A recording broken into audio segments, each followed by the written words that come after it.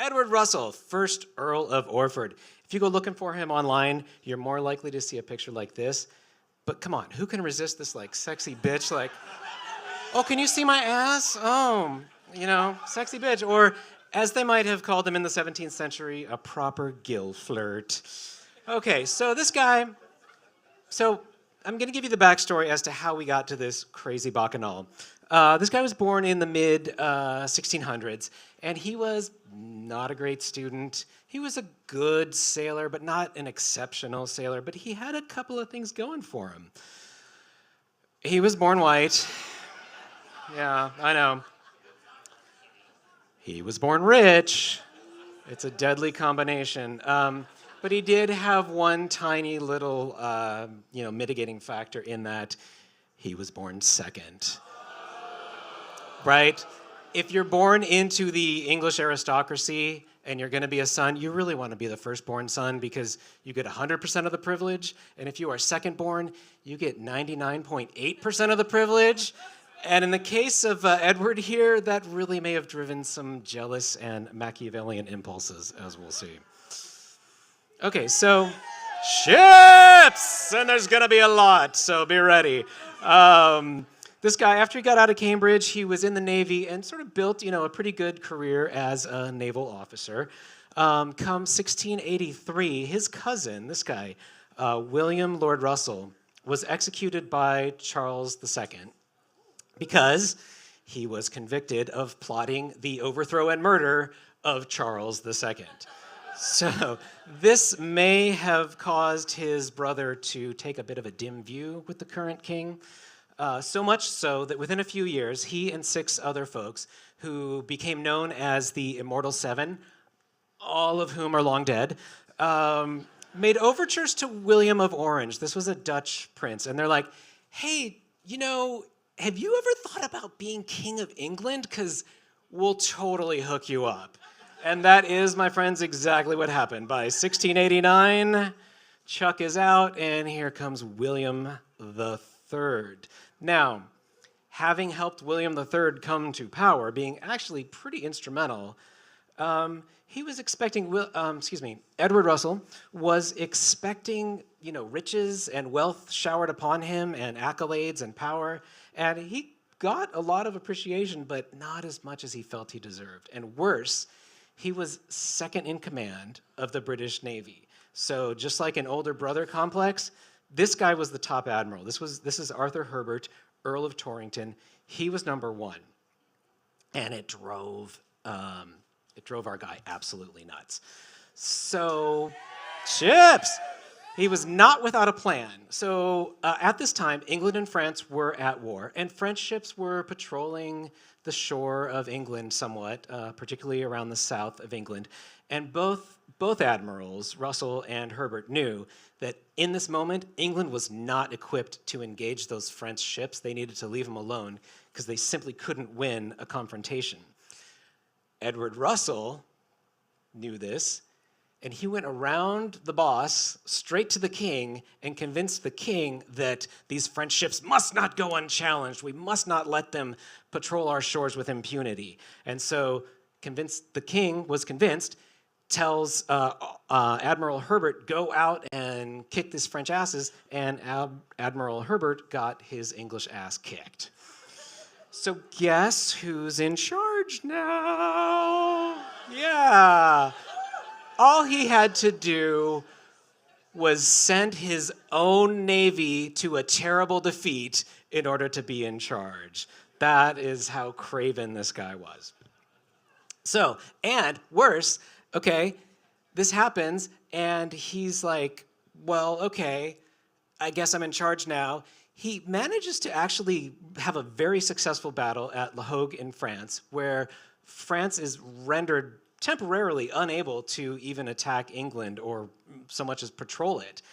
And coming back from that battle, he's like, okay, now am I going to get my rewards, William? And, nope, sorry, he doesn't get as much as he thinks he ought to, even though at this point they're offering him a peerage, and he's like, no, not good enough.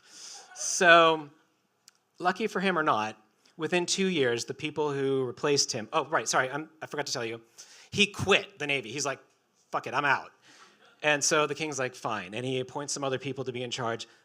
They're even worse. So within 2 years, the king's like, we got to have you back, please. We'll make you #1 again. And we're going to sweeten the pot. We're going to make you treasurer of the Navy. This is going to come back later. 1694. Admiral Russell is sent with a fleet of 63 ships to the Mediterranean.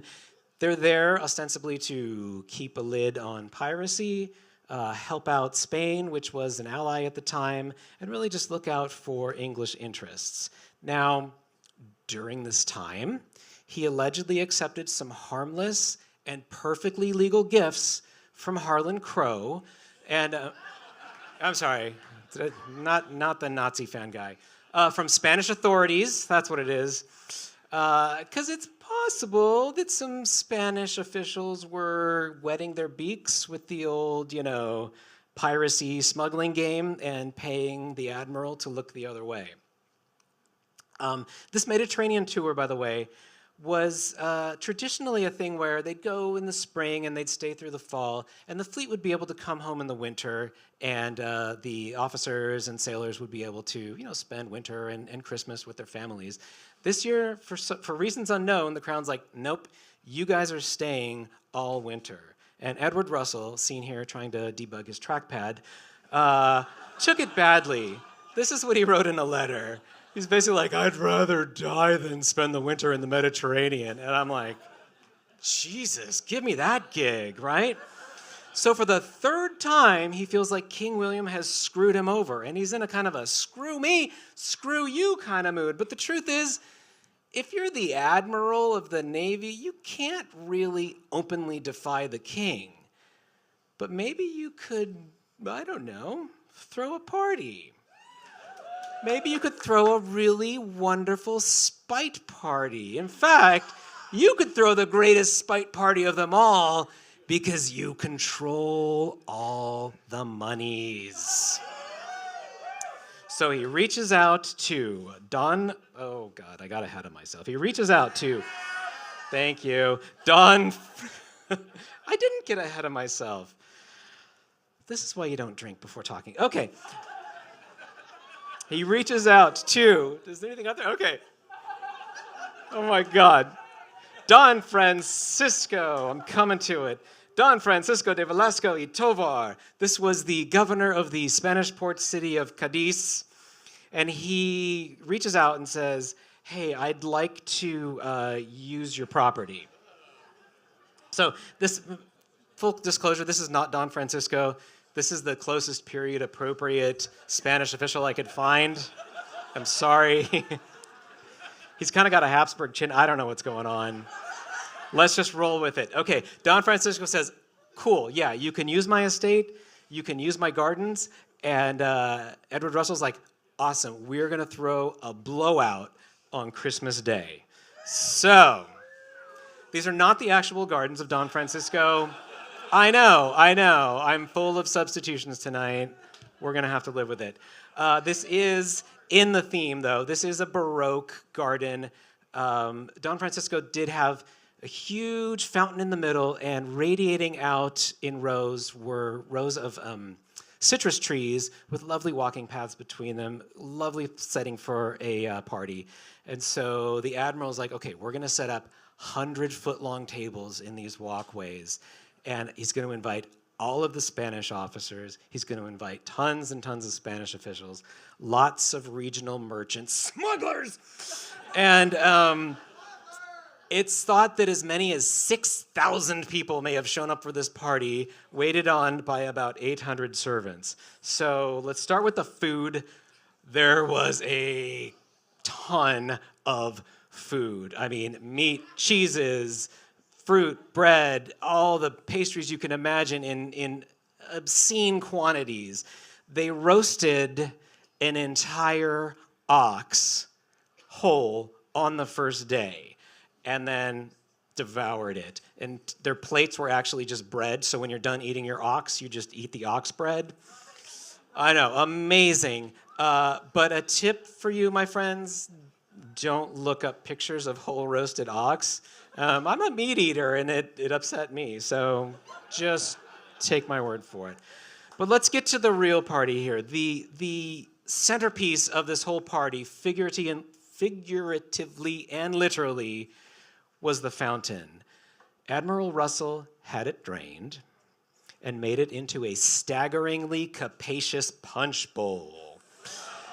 And when it was announced to the crowd that the fountain wasn't water but booze, they rushed it. Several jumped in, fully dressed, to swim around and gulp down the Admiral's punch. But the social distancing, my God. Okay, whoever you are, I love you. Okay, they need not have jumped in, however, because all you had to do was walk to the edge of the fountain, flag down the chap in the rowboat, and request a drink, and he'd be happy to dip it into the fountain and hand you this beverage. Ships, well, teeny tiny ships. And side note, the server in the rowboat had to be changed out about every 15 minutes because when you fill a fountain with alcohol and you cover it with a huge tent to keep the rain out, fumes are going to build up, people are going to be overcome. You had to freshen the help before they died.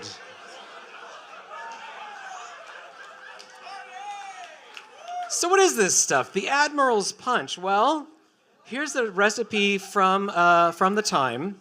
We're looking at 4 hogsheads of brandy and twice as much water, tens of thousands of lemons, over 1,000 pounds of sugar, 5 pounds of grated nutmeg. Can you imagine how much 5 pounds of nutmeg cost in 1694? It's insane. Now, here in North America, I know we don't usually deal in hogsheads, so I kind of put together a chart for you, just in case you're probably familiar with one of these other units of volume. Just to editorialize for a second, I was hoping for a lot more butts, but plenty of chungas. And God help you if you're spooning this out like one acetabulum at a time, because you're going to be there for weeks. And you might be more familiar with this. 750 gallons of the Admiral's Punch. An author, I can hardly read it, Dan Woolrich, I think, wrote a book called Punch in recent years, and he actually looked at the different accounts of this party and the punch that was served and came up with this recipe, which attempts to kind of create, using contemporarily available products, the Admiral's Punch. Now, at this moment, it's my dream to just say, roll in the punch bowl and we can all gather around because we can, try it out. There are so many reasons why I'm not allowed to do that. We're not going to get into it. I will say, we have a lot of member events, throughout the year.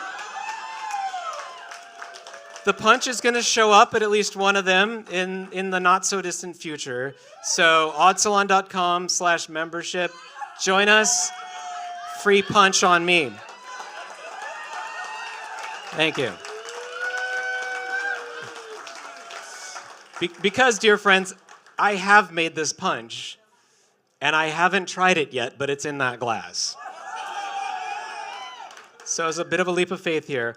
I'm going to try it. While I'm tasting it, I'm going to show you some quotes from some family members who did try it out ahead of me.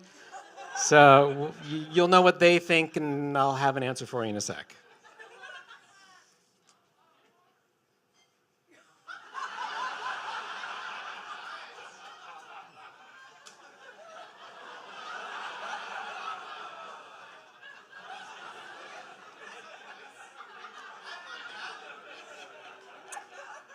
All right, well, it sure is sweet. I feel like I could, okay. So if you're day drinking all day, right? Let's say you're at an Odd Salon picnic as a member, and you need to make it last for a few hours. You could really milk this for a while. It's not going to get you completely plowed. Like an elephant. Thank you, Jensen. Anyway, okay, it's pretty good, but the partiers loved that punch. I mean, loved it. They drank it all day, all night. Come the next morning, they're still drinking. Day after day. The party doesn't end until the punch supply finally gives out on New Year's Eve. Yeah, some dedicated party animals. And it's all thanks to this conniving and spiteful little gill flirt of a man. So friends, when life gives us 25,000 lemons, let us squeeze them into 12 hogsheads of booze, party for a week straight, and stick the boss with the bill. Thank you.